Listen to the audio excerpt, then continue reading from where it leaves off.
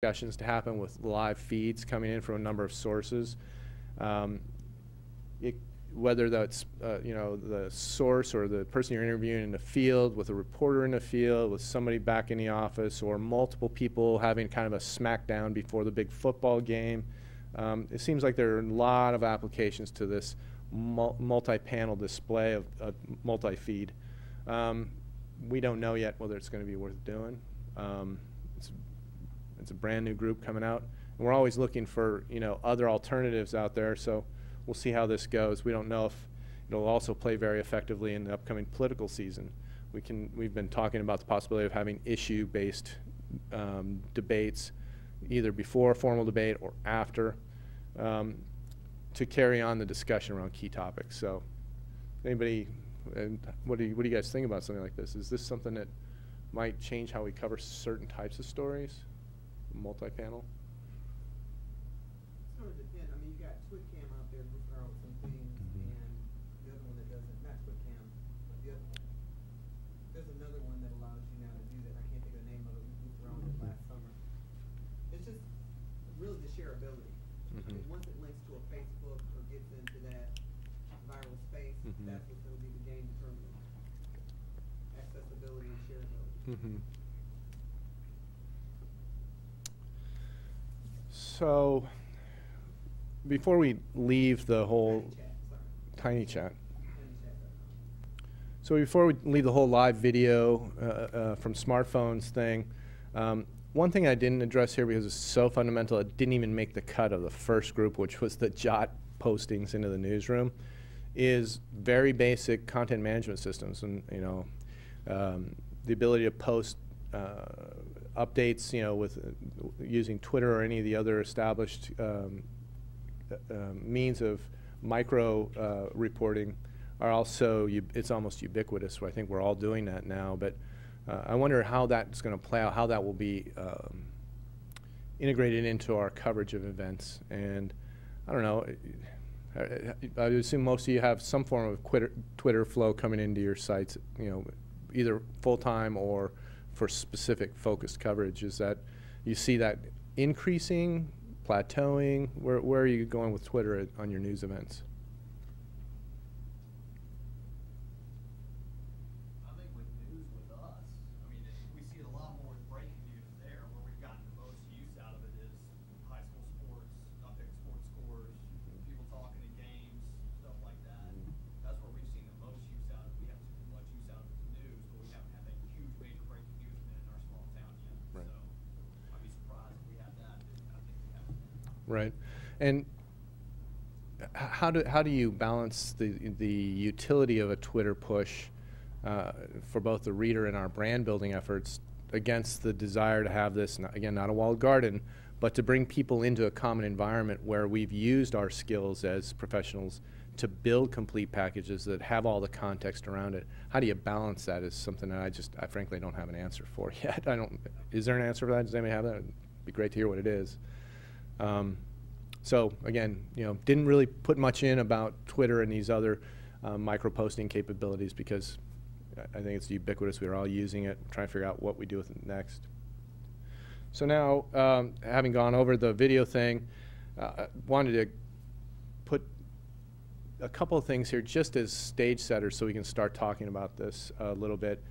After having dinner last night with the gang and thinking about how we might use these devices for live, in the field, posting, I think we need to go over to Mercury after we're done here and see what they can do to build us an iPad publishing platform where, excuse my crude little wireframe there, but where you're able to put in the latest post, pull in some photos. Again, the iPad doesn't take photos or video yet, but when it does, or some other means of bringing in that media, be able to package it all up and post it. So it does have that context that, you know, the Twitter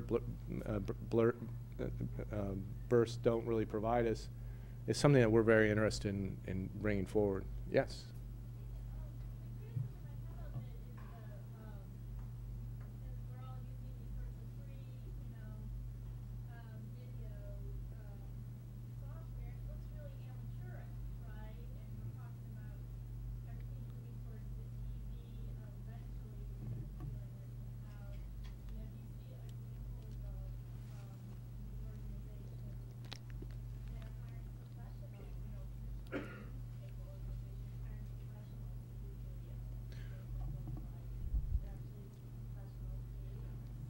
Right. It's how to, where is that line of good enough right now with the video, right? And so, and that comes into two different areas. One is the actual footage itself, and with flip cameras now shooting in high def, I think we're moving that problem to the side. The other is the production work, the actual, building a beautiful piece, which, until you get really good at in-camera editing, you're going to spend 5 hours for every what, 10, I forget what the ratio is, but you spend a lot of time for a few minutes of polished video, which, for some events, some things, for those big blockbuster packages, might be worth it.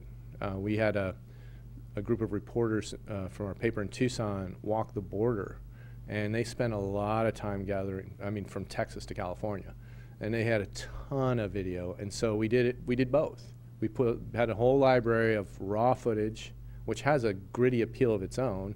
I think of the cop TV shows with the cop cameras. I think part of the reason why those are so darn exciting is because there's nothing polished about this. This is the nitty gritty.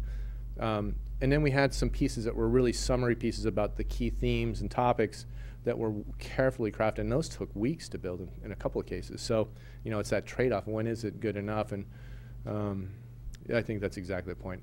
And what's going to happen when we start taking our video, not from an iPhone display, not from an iPad, but to a 58-inch or 7,000-inch,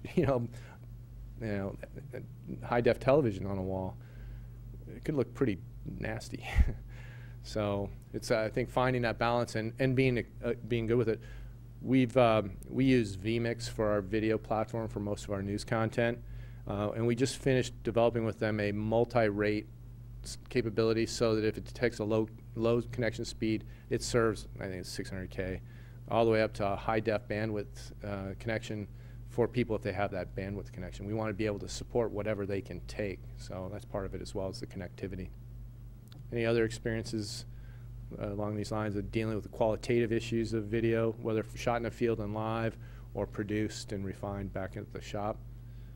Finding more and more people doing video? I work for one of the TV stations here in town, and there's a lot of TV people here, but for us, that video, whether it's gritty or raw, whatever, if you're in a breaking news situation, it doesn't have to be polished. That's not what the audience wants. They want what's happening now. They want to see what's going on now. I think you're right about that raw, gritty feel to it. Yeah. And maybe we'll go in after the fact and produce something that's a higher quality, but especially in breaking news situations, it doesn't matter as long as it comes in and it's what's happening now.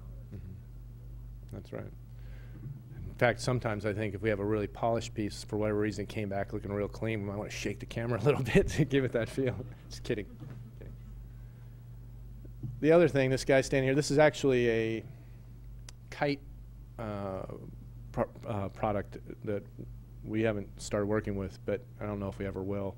But basically, it's a back. I call it smoke jumper pack, where breaking news, you run out and you begin filming live and streaming live without having to screw around with anything. And I think the spontaneous delivery of breaking news is where we're going to be able to stand apart. Maybe not. That's where we go with the local TV station competition. Who can have more real, valid video coverage of local events. But the ability to use this kind of